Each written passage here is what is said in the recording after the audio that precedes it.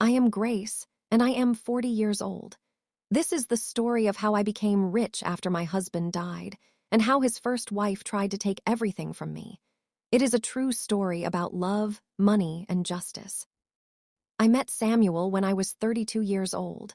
I worked as a nurse in a big hospital in Lagos. Samuel came to the hospital because his kidneys were not working. He needed treatment 3 times every week. He was a sick man, but he had kind eyes and a good smile. Every day I took care of Samuel. I gave him medicine. I checked his blood pressure. I talked to him when he felt lonely. Samuel was different from other patients. He always asked me about my day. He made jokes even when he was in pain. He treated me like I was important, not just a nurse doing her job. After 2 months, I learned that Samuel had a wife. Her name was Margaret. She came to visit him sometimes, but not often. When she came, she looked angry. She sat in the corner with her phone. She never smiled at Samuel. She never held his hand. One day, Samuel asked Margaret to bring him some water. She looked at him and said, "Ask the nurse. That is her job, not mine." Then she went back to her phone. I saw the pain in Samuel's eyes. It was not pain from his sickness. It was pain from his heart. That evening, after Margaret left, Samuel told me his story. He married Margaret 20 years ago in a court, but on that day he was in a hurry. He had to catch a plane for business. The clerk gave them a paper to sign. Margaret signed it, but Samuel said, "I will sign it when I come back." He never signed it. They were married for 20 years, but the paper was not complete. Samuel said that Margaret stopped loving him many years ago. She lived in a different house on his property. They only talked about money and their 3 children. She was his wife by name only, not by heart. I should not have fallen in love with Samuel. I was his nurse, but I could not help it. He was kind and lonely. I was also lonely because my first husband died 3 years before. Samuel and I understood each other. After 6 months, Samuel left the hospital. He asked me to have dinner with him. I said yes. We started meeting every week, then every day. Samuel told his family about me. They were happy for him.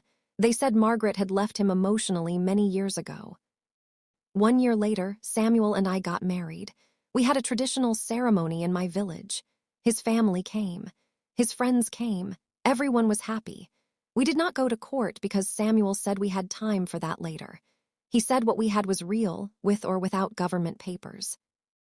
I was Samuel's wife for 10 years. I took care of his house. I went with him to business meetings. His business partners called me Mrs. Samuel. His family treated me like their daughter. When Samuel got sick again, I stayed by his side every day and every night. I loved him with all my heart. Then one morning, I found Samuel on the floor of his office. He was not breathing well. I called the ambulance, but I knew he was dying. I had been a nurse for many years. I could see death coming. Samuel died in the hospital, holding my hand. His last words were, "Thank you for loving me." 3 days later, we had the funeral. I wore white clothes, as is our tradition for widows. Samuel's family stood with me. Then Margaret arrived. She wore expensive black clothes. She was shouting, "I am the wife. I was married to him for 29 years. Some people here need to know their place." She looked at me when she said this. I did not say anything. I was too sad and too tired. Samuel's brother told Margaret, "You left him alone for 10 years. Grace was his real wife." Margaret became very angry. She screamed at everyone. Samuel's sister had to take her outside. The big problem started when we learned Samuel did not write a will. He did not leave instructions about his property. In Nigeria, when a man dies without a will, the family must decide who gets what. But Margaret went to court. She wanted half of everything. Samuel was a rich man. He owned houses, land, and businesses worth millions of naira. Margaret wanted it all for herself and her children. She said I was just a nurse who took advantage of a sick old man. She said I was a gold digger and a home wrecker. We had a big family meeting. Margaret's family came. Samuel's family came. Everyone was shouting. Margaret's sister pointed at me and said terrible things. She said I was a witch. She said I used magic to steal Samuel from Margaret. I sat quietly and cried. What could I say? That I loved him. That he chose me because Margaret did not want him. Nobody would believe me. Then Margaret pulled out a paper from her bag. It was the marriage certificate from 1995. She held it up high and said, "Here is proof. I am the legal wife. Let us go to court and see what happens." Samuel's brother took the paper and looked at it carefully. Then he said, "Margaret, where is Samuel's signature?" Everyone became quiet. Margaret grabbed the paper back and looked at it. Her face changed. She saw her own signature on the paper, big and clear. But under it, where Samuel's signature should be, there was nothing, just an empty line. After 29 years, the paper was still not complete. Margaret's hands started shaking. She said, "This does not matter. We were married. Everyone knew we were married. We have 3 children together."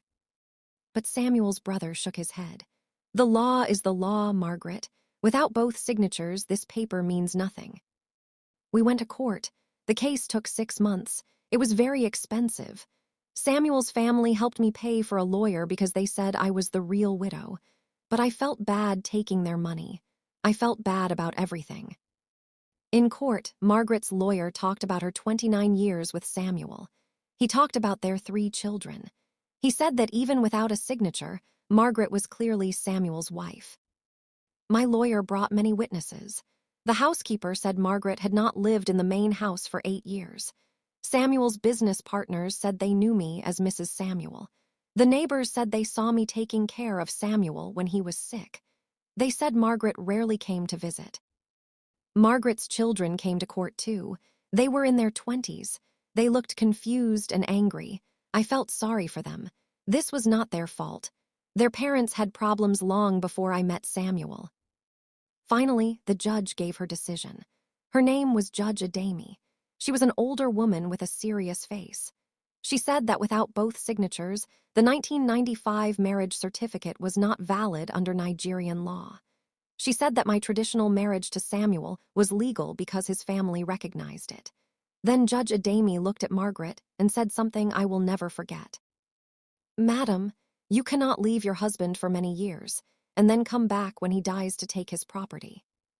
The evidence shows you lived in a separate house by your choice. You did not take care of him when he was sick. You did not act like a wife. Meanwhile, Grace acted as his wife in every way. His family accepted her. His friends knew her as his wife.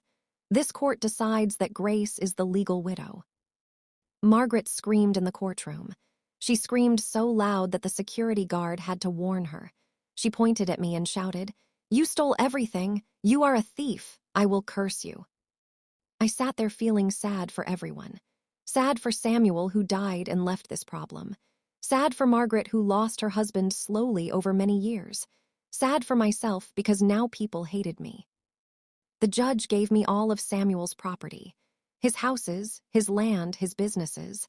Everything became mine. Margaret's children got Samuel's pension money and insurance money. It was enough for them to live well, but it was not the millions their mother wanted. Margaret left the court that day, still screaming about appeals and injustice. But her lawyer told her there was nothing more she could do. The decision was final. Now I am 40 years old and I live in the house I shared with Samuel. Sometimes Margaret calls me late at night. She is usually drunk. She asks me why I could not leave her husband alone. She asks why I had to take everything. I never know what to say to her. I did not steal anything. I was just there when she was not. I loved Samuel when she stopped loving him. I took care of him when she refused to. That is not revenge. That is just life. Sometimes I think about that marriage certificate with only one signature. Did Samuel forget to sign it? Or did he know, even back in 1995, that his marriage to Margaret was already ending? Maybe he knew that signing the paper would make permanent something that was already broken. I keep Samuel's picture on my table. I talk to him sometimes. I tell him that I miss him. I tell him that I am sorry for all the trouble. I tell him that I loved him truly, and that is why I won in court. The judge did not give me Samuel's wealth because I deserved it. She gave it to me because I earned the title of wife. I earned it by being there every single day for 10 years. I earned it by choosing to love Samuel when Margaret had stopped choosing him. Margaret is still angry. She will probably be angry for the rest of her life. She lost something she did not appreciate until it was gone. I understand that pain because I lost my first husband to death. But the difference is that I never had the chance to take Samuel for granted. I loved him knowing our time was limited. I loved him through his sickness. I loved him without expecting forever. Maybe that is why the court chose me, not because I was better than Margaret, not because I was more deserving, but because I showed up. I was present. I was there when it mattered. This is my story. It is a story about an unsigned paper that changed everything. It is a story about how presence matters more than papers. It is a story about how you cannot abandon someone and then claim them when they are gone. I did not plan to become rich. I did not plan to take anything from Margaret. I just loved a lonely man who needed love. And somehow, that was enough for the law to call me his widow.